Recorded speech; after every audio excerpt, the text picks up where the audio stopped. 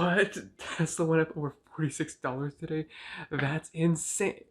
Okay, we're not supposed to talk about Tesla stock today.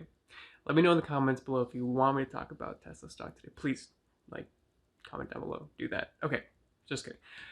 Yo, Marcus Creeper here. In this video, we're talking about CVS, why I'm buying CVS stock right now, why I bought in the past, and just to lay out my strategy and just my investing journey of why I'm doing this and the interesting things I see around CVS stock. This is not financial advice. Don't buy stocks just because people say that they're buying stocks. All right, let's jump into this.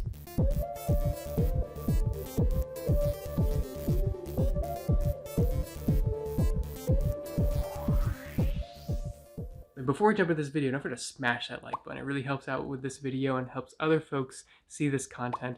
And if you haven't already, don't forget to smash that subscribe button. It'd be really much appreciated. Okay, all right, now let's jump into this. Well, the three main reasons why I jumped into CVS stock was one, they're constantly innovating, and they're innovating at a faster pace than their competitors, and especially with their health hub concept. And number two reason was that they acquired Aetna. And so there's so many synergies with CVS and Aetna, and the main downside to that acquisition is their debt, and that's their biggest criticism right now with that acquisition.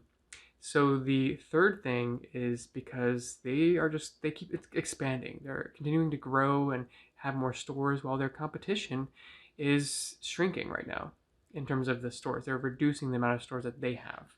So those are the three reasons why I jumped into CVS stock. Now let's look at the charts and look at why I'm starting to buy again right now and where I bought before. So if we look over here, this chart over here, this is CVS. And a quick thing about candle bars, in case you don't know. So this green candle bar, just so how you read this, is that it opened at around $72.29, give or take a few pennies here. It closed at $72.76 probably. If I hover over it, we'll see what it says there to see if that's correct. So that's about right. And then the intraday low was around $71.64, and the intraday high was around $72.96. And so if you hover over here, it says that information over there. So that's what it means if it's a green candle. Okay, now what does it mean if it's a red candle? So let's look at this candle here. So it opened at around $73.31, closed below the open at around $72.10, and the intraday high was around $73.36, and the intraday low was $71.83. And that's just guesstimating by what I'm looking at. Again, we can look over here, and it shows in this area over here what the actual numbers were for the open, close, high, and low. All right, so that's a quick rundown of what to look at when you're looking at a candle chart. Okay, so now if we look at CVS stock, and this is a candle chart, you might be more familiar with looking at a line chart, but today we're going to look at a candle chart now that you know how to read it. So one candle, one day. I started buying CVS stock. I didn't buy a large position. I just bought around 30 shares or so in the month of June. So around this time frame here, I bought 30 shares, and I didn't start buying more until recently. In this time frame right here on this down move, I started buying about 4 more shares so far. And I'm thinking to buy more shares right now. And let's look into why that is. So if we look at this trend here, it's been going down. But recently, we broke this long-term downward trend since I think it was 2016 or 2015.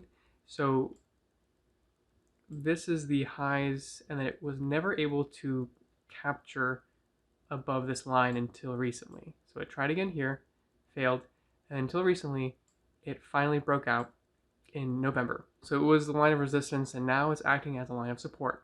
So if we break through this line here, then we could see significantly lower lows. But that's fine by me, because when I start my position here, my strategy is going to be, so I'm going to buy some shares now. Hopefully it's going to be not too high tomorrow, the next day, so I can buy some more shares here. And then if it goes up, then I probably won't be able to buy more shares, because if it just starts going up higher and higher, I have a hard time buying more shares when it starts going up. However, if it goes down, my strategy would be just to be buy more and more shares. And then when it goes down, if it does go down as past this line, my bias here is to say that it's going to hold and going to go up. But if it does go down below this line, I wouldn't be surprised if it filled this gap here. So I would buy another chunk there if I see that. But so this is where it's starting to hold very slightly below this line here, possibly, then quickly bounce back up. And so why do I think it's relevant to look at CVS with this lens of technical analysis? Well, this is the past 4 years right here that we looked at here, from this peak all the way to here. If we look back at the previous 4 years, we'll actually see an interesting thing about the psychology of the buyers and sellers of CVS. And this is why it makes me more inclined to pay note of charts when it comes to CVS. So what happened here, I think it was from 2012 to 2015, 2016 actually. Okay, now let's make a trend from here to here. So let's look at this trend line here.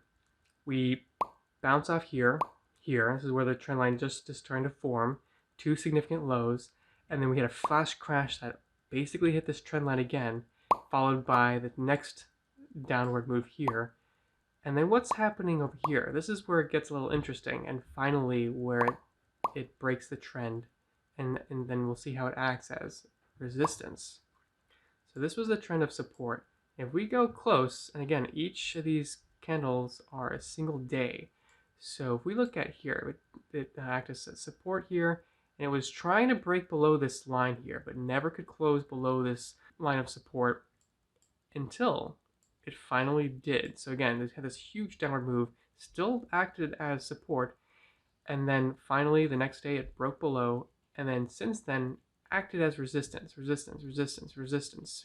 not able, again, red means it closes here, green closes there, never able to go above this line. And then we weren't able to go above this line ever since.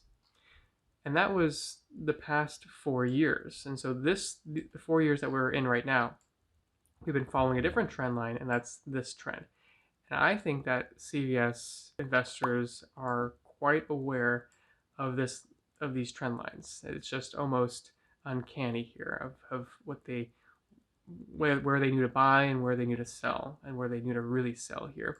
So that's why I'm putting a little more stake on this line here. So that's, again, this is not financial advice.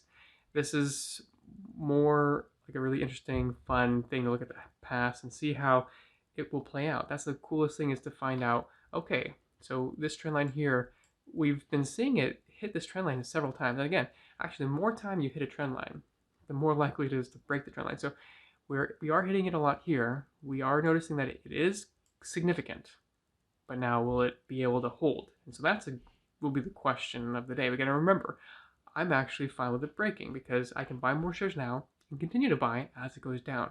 Because if it actually ends up bouncing off in the next day or so and starts to go up, and it might not bounce off until actually earnings, and that's in February. So we might see another move that goes up and tests this line again until February, mid-February, I think earnings is for CVS, until it makes its decision whether to go up or down. Anyway, I hope you guys found that interesting. I thought that was an interesting thing with CVS, and this is a little bit of insight of the fundamental that I talked about in the beginning, why I started buying CVS in the beginning, because it was not, guarantee it wasn't really a technical analysis why I decided to buy down here. Because this is a horrible chart. It's just going down, and I had to believe in the story of the acquisition, why CVS is going to have that competitive advantage. And I think that as a current valuation of CVS, it has a PG ratio, the PE ratio, the price earning ratio, divided by the growth rate, and the growth rate's over a period of time, that is at a 1.53. And comparing that to the average of the pharmacy and drugstore stocks, they're at 1.33. So CVS is definitely a little more richly valued. But is that going to scare me away from that right now? Actually, that's not, because if I am able to identify a clear winner in the category, and CVS to me is the clear winner, they're growing in the number of stores, not reducing the amount of stores, and they are innovating faster, they're having these great synergies happen, Again, the debt is a big concern, but they're starting to pay that debt off. So that is the story that I'm following. And because of that, I will pay a higher premium for CVS because I see them as a front runner in that space. Another concern that folks might have is Amazon trying to encroach in that space, but I think Amazon is kind of backing off for now, at least. We'll see in the future if they might encroach more in that space. But right now, I see them, again, the story might have to pivot if Amazon does something to disrupt that space. So always be open-minded to change your perspective, not necessarily being something forever, because someone like Amazon might come along and eat all these companies' lunch that's been there forever. Well, let me know if you guys like CVS stock or own CVS stock, or maybe you own Walgreens stock, or maybe you try to avoid that sector entirely. Remember, I'm not a professional financial advisor. These are for your entertainment and educational purposes only. Thanks for watching, and see you guys next time.